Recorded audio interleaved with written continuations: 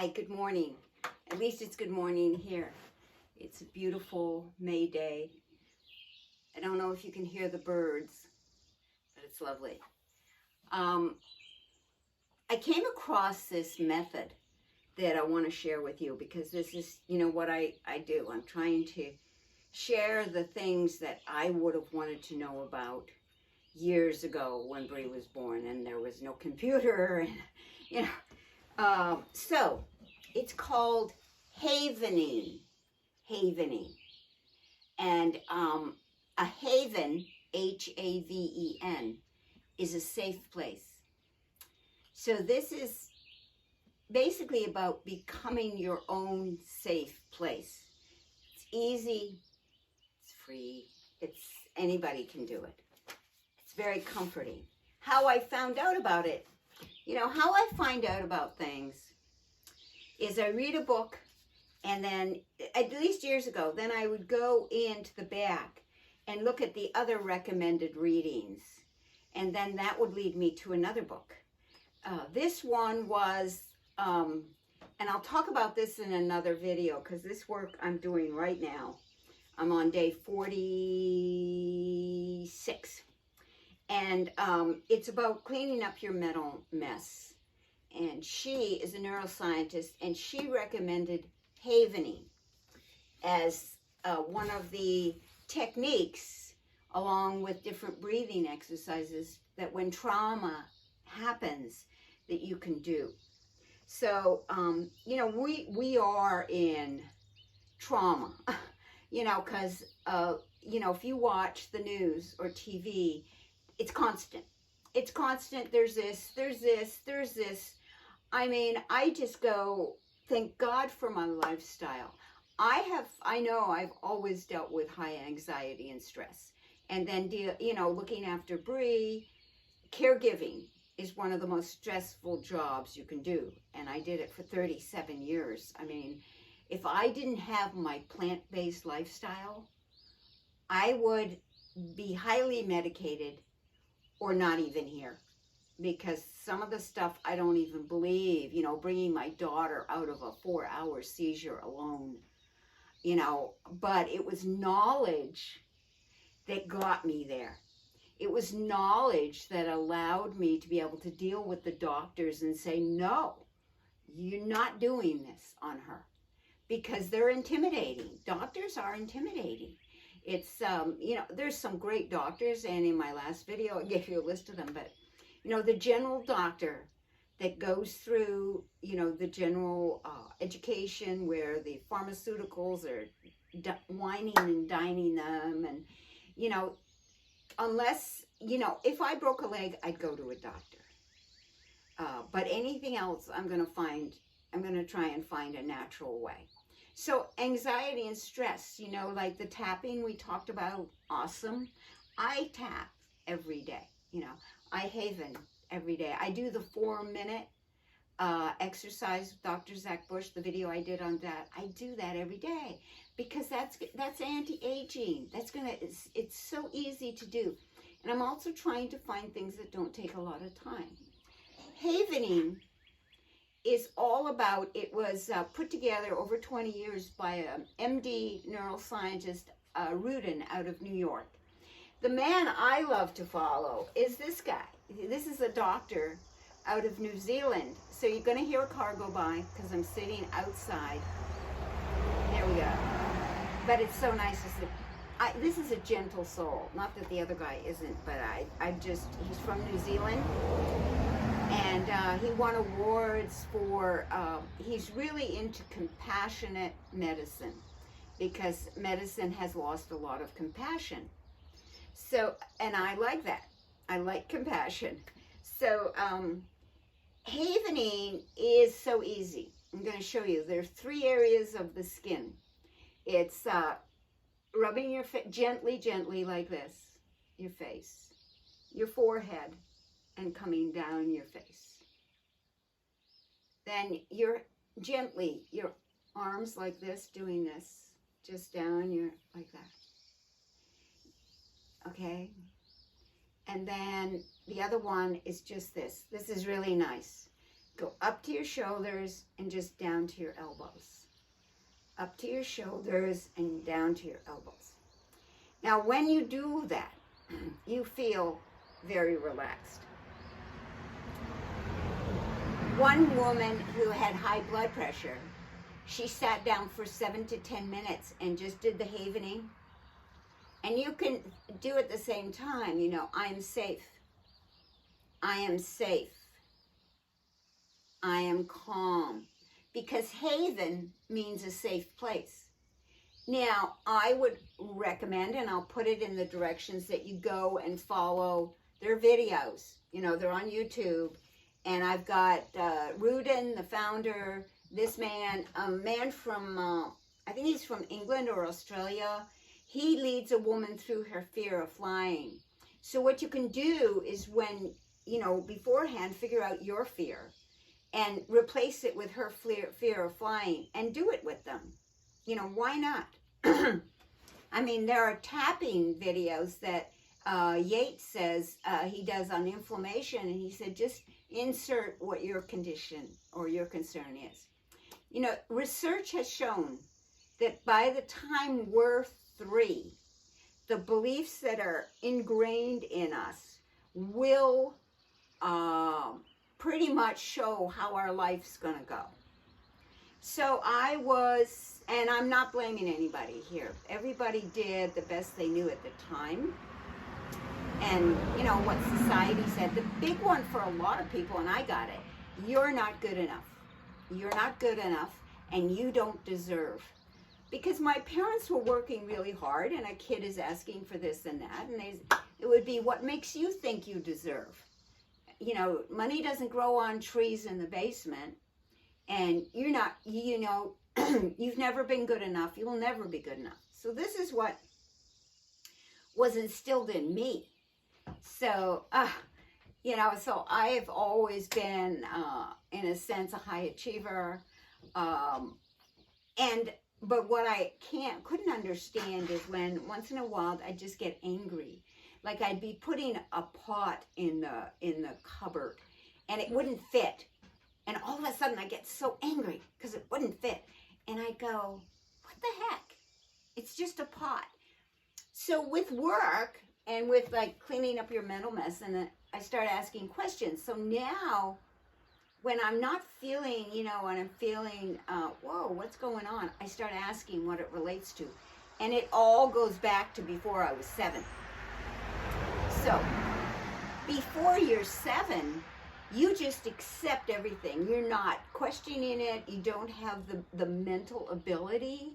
So you just accept it as fact.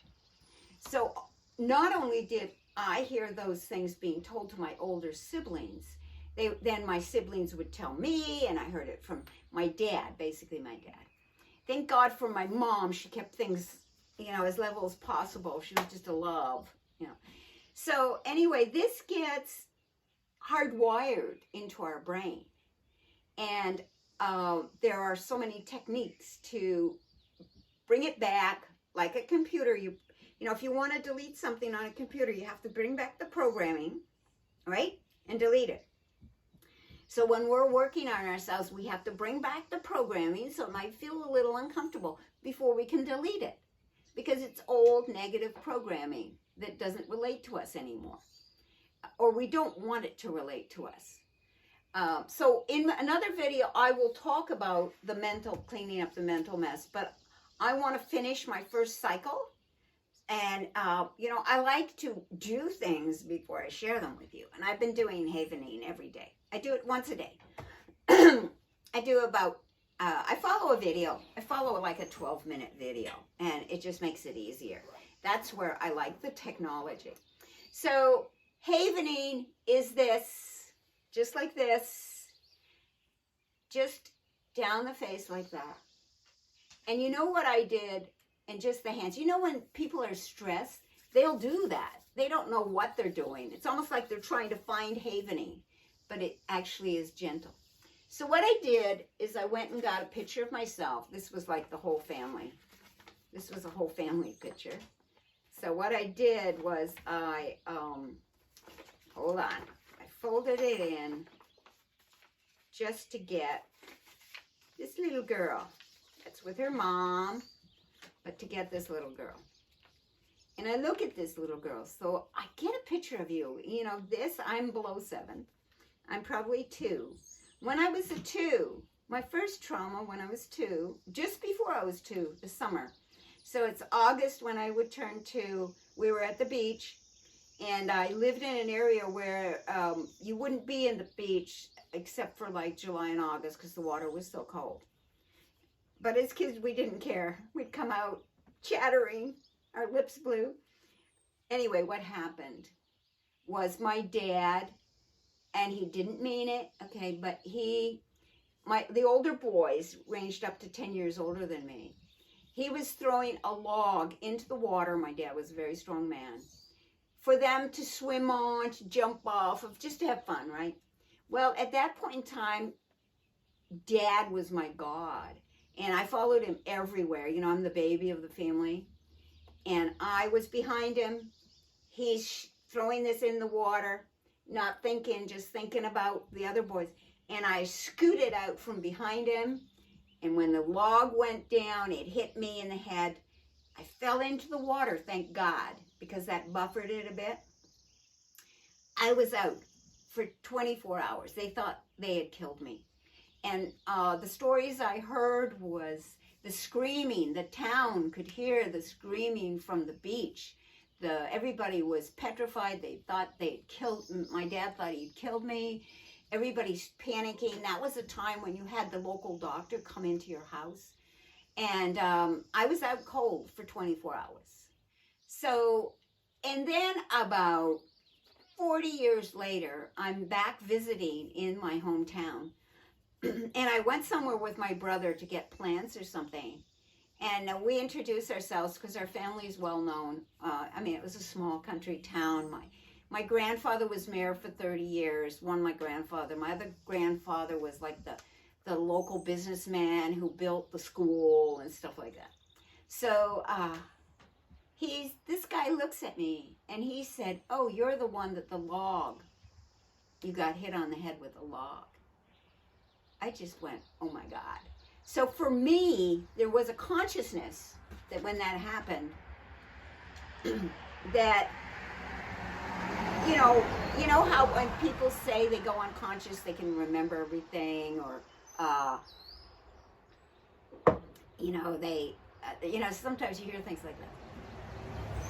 Anyway, so that was my first trauma. And so it's like, so I want to work on those things. I want to clear it up. You know, I believe the only thing we take off this planet is our soul. And, we're controlled by fear. If you want to control a population, you get them fearful, because when you're in the state of fear, that's another thing to know. When you're in the state of fear, you can't think. You can't make a rational decision. You'll pretty much do whatever you're told. So, and that's the one thing I keep coming back to, the ion, the gut repair. When you repair your gut lining and your cells can talk to each other, then you can start thinking again. You know, your immune system can start working again. That's why I'm into all these health things and the alternative and sharing things that I didn't have with Bree. I mean, yes, I would massage Bree's back and her feet every night before bed. And she'd go to bed listening to music telling her that she was loved for a half an hour.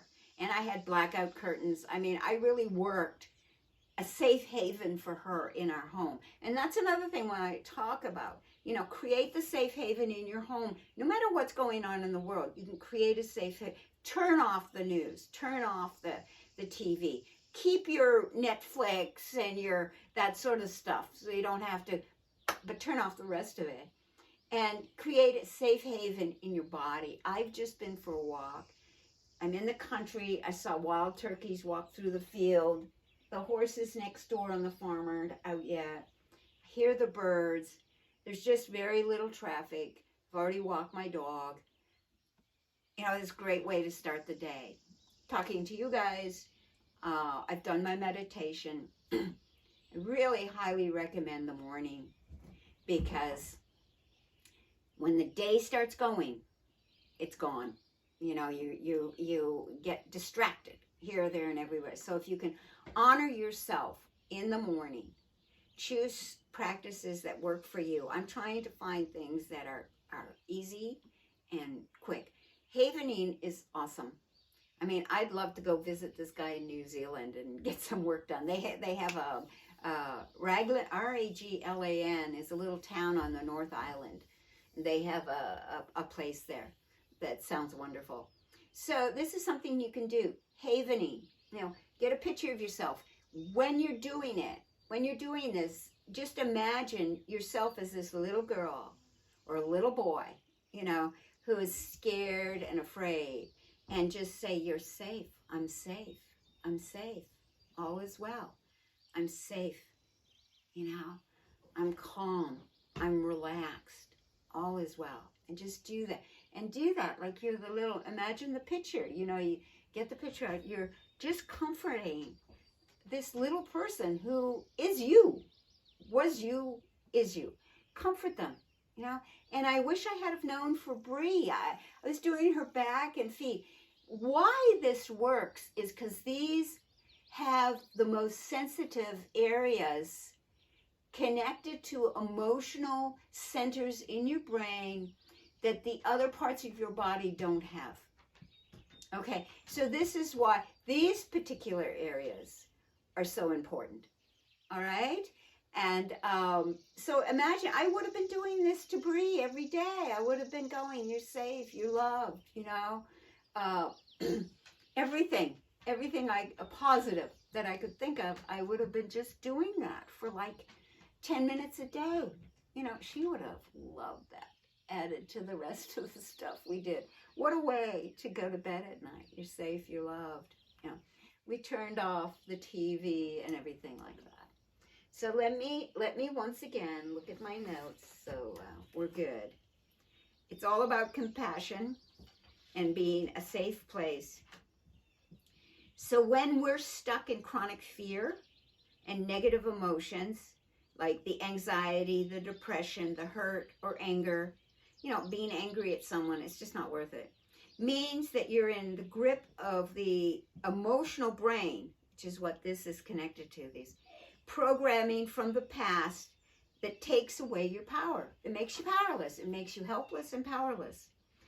And when you're anxious and stressed, your sensory system switch into a survival mode. So that's what I'm talking about. When you're in survival, which is you're into fear, so you're trying to survive, where the sole focus of your nervous system is you're at risk. You're at risk. Oh my God. And that's what's happening a lot. The news is all about you're at risk, you're not safe, you're at risk, you're not safe. So this is to counterbalance that. Turn it off. Turn it off. I remember, I knew, we would go from the fear of tick season, the fear of mosquito season, then flu season. And I just turned it off. I said, okay, I'm living a plant-based lifestyle. It's been proven that even during this pandemic, people that are plant-based have a 75% less risk of having COVID. Okay.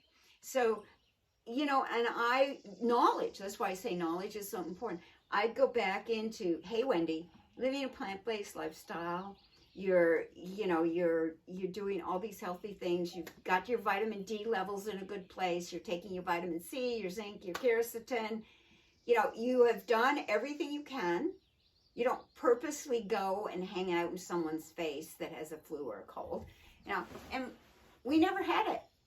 We never had it, Bree and I. Okay? So we never, you got to have a flu. Well, the flu shot, the scientists go to China, where it's going to start. They pick out 5 or 6 strains. You've got to remember that there are 10 to the 31 viruses in the air at all times. There are 10 to 15 in our bloodstream. We survive that way. Our immune system gets stronger by dealing with a virus, overcoming it. Now it's like a computer upgrade. So that's how they get the flu shot.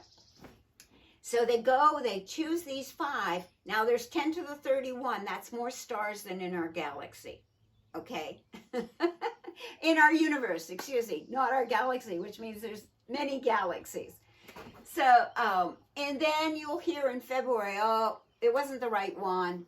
Because statistically, you know, the deaths from flu hasn't changed. You know, it's the same. It hasn't changed. So, anyway, just so you know, the fear, I turn it off. I lead a good lifestyle. So just lead a good lifestyle, a healthy lifestyle, and move forward. You know, move forward. And when you keep your stress down, you're less available to diseases. It's been proven. So you keep your stress down, you know, and focus on today and what you're going to do today. You know, so that's what I'm get our power back, you know. Chronic stress takes a toll on physical health. Okay, you're going to feel exhausted. You can't sleep well. Your body aches. Your digestion doesn't work. You get sick more often. What happens? You go into stress and your body in flight or fright, okay, it either immobilizes or it runs, you know. So it's getting ready. And when people are in that place all the time, it means that all its energy goes to fight this, you know, tiger, let's say, you know, all that stuff is about to attack you. So you're in that place of protecting yourself. Well, when you're in that place all the time, it's exhausting and it wears your body down, and your body doesn't have a chance to do the repairs and the upkeep it naturally does. So that's why it's so important to deal with the stress. And we have tapping, and we have havening, and we have meditation. We have so many things to deal with this. So let me make sure I've come. The emotional trauma gets hardwired into the brain, and then it drives these automatic reactions. It's either, and a lot of it comes from those first 7 years before we could differentiate and say that's not true. We just believed everything is fact up until then. So, and there's so many ways now that we can deal with this. It's awesome. I find it very exciting. Yeah, research shows that the first 3 years of life powerfully predict what kind of person we'll become and how well we'll do in life. Okay, our deepest beliefs are formed in early childhood. So the believing I am not enough, it changes everything. You know, when you believe you're not enough or you don't deserve, you'll stop. Like you won't go for that job. You'll sabotage yourself not to finish something because there's this deep hardwired believing you're not enough. When you believe you're enough and you deserve, oh my God, the world opens up to you. Absolutely. So 1 to 3 years old, I'll tell you another story. There's several, but I'll just tell you this last one.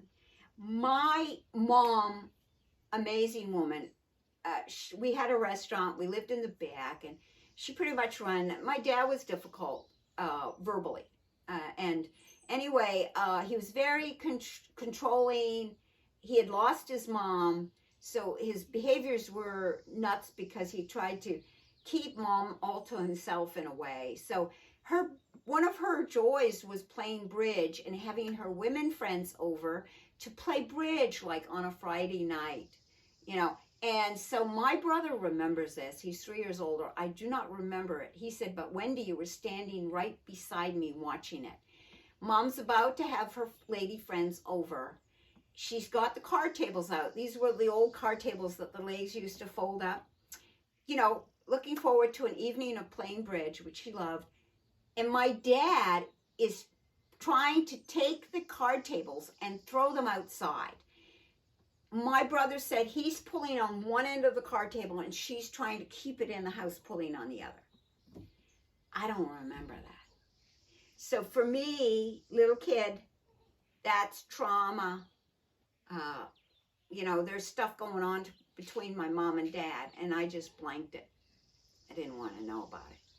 So, and he remembers it vividly. So that's the stuff, you know, some of the stuff, you know, talk to if you have siblings, find out stories, talk to them so you know where stuff's coming from. Your amygdala in your brain, which is a tiny little spot, serves as your safety warning system.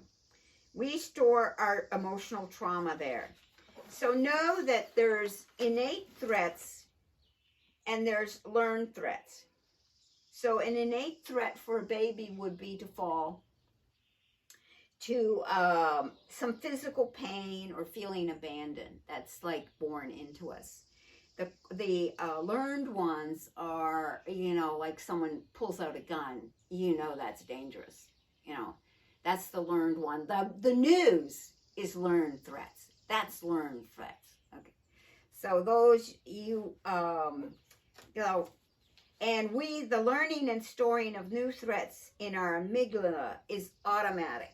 Okay, so you hear that stuff on the news, it goes there automatically and gets stored. So we can clean it up through things like havening. So easy, you know. I mean, like I said, the woman that had high blood pressure, 7 minutes, her blood pressure went down. She's going, I am safe, you know, all is well. So and learning to care for ourselves, to care. This is the vehicle. This is the vehicle. This is what we've got. This is, you know, to deal with on this journey through this life, and have to get compassion for it and get back to it. Look at a picture. You know, I was always self-conscious. I grew up self-conscious. I looked at these pictures. I never felt good enough. I never felt pretty enough. I never felt. And I look at these and I go, oh my God, what planet was I on? I didn't realize. I look at myself and I go, you're so lovely, you know, and we all are. And I'm going to finish with this. I'll have notes for you. I'll have references and stuff. Havening, here, across your face, like this, like, oh, you know, you're just so awesome. You know, imagine yourself as this little kid. You're awesome, you know, all right? Just like that. So nice. So, so that helped me bringing out the pictures, and, you know, so this is the vehicle, and stuff I'm learning is so fascinating. We're made up of cells, right? What is it, 70 billion cells? Anyway, I don't know if it's trillion or billion, but there's a ton of them. Anyway, inside the generators or the what gives energy to the cell are called mitochondria. So there are about 200 in each cell. Some are even more than that. So if you took a cubic inch, I think it's a cubic inch of that mitochondria that's healthy and working well and connected to the other cells and doing great, and you compared it to a cubic inch of the surface of the sun, our mitochondria is 10,000 times more light energy. So healthy and doing well. We each one of us is light energy, no matter what someone has said to you, no matter what, you know, I mean, you know, all the fashion magazines and the, you know, the young and the beautiful actresses, and, you know, it's like we're supposed to live up to all these people. And, but we're all light beings. We're all beautiful, beautiful, beautiful. Okay. And I'll write the exact amount of that in the description. So when things are going bad, when you don't feel good, remember, you know, just eat a salad with a clean salad dressing. Have a wonderful vegetable soup with a vegetable broth, you know. Eat your greens and your grains, and know that you're feeding this mitochondria inside your cells. And you are light energy, okay? You're light energy.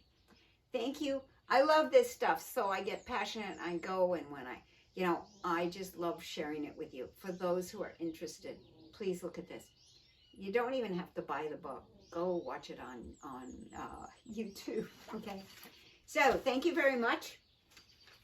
Until the next time, thank you for subscribing. Thank you for liking the videos. I really do appreciate it.